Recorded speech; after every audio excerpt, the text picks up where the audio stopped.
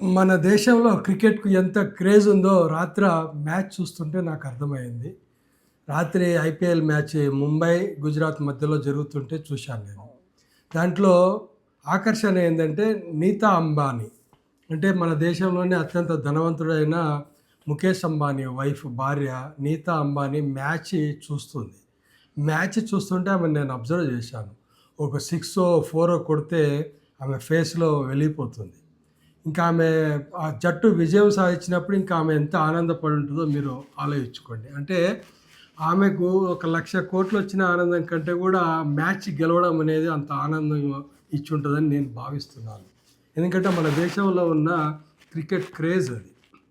అదే కాకుండా ఎవరికైనా సరే వ్యక్తిగతంగా ఎంత సంపద ఉన్నదానికంటే కూడా వాళ్ళ తరపున ఉన్న జట్టు కానీ, వాళ్ళ తరపున ఉన్న వ్యక్తులు కానీ గెలిచినప్పుడు వచ్చేటువంటి ఆనందమే వేరుంటుంది.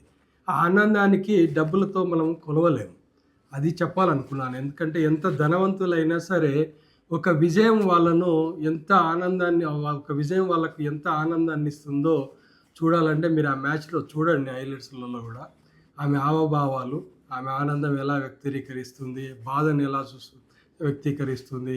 అంటే వాళ్ళ జట్టు ఎప్పుడైనా బలహీనమైనప్పుడు అంటే రన్స్ ఎక్కువగా ఇస్తున్నప్పుడు, లేతే వికెట్లు పడనప్పుడు ఆమె పడే బాధ, వాళ్ళు బాగా సిక్స్ కొట్టినప్పుడు, వాళ్ళు గెలిచినప్పుడు వాళ్ళు ఇచ్చే చూసే ఆనందము, ఇవన్నీ కూడా ఆమె ఫేస్‌లో మనకు కనిపిస్తాయి. అంటే విజయానికి ఆస్తితో కానీ,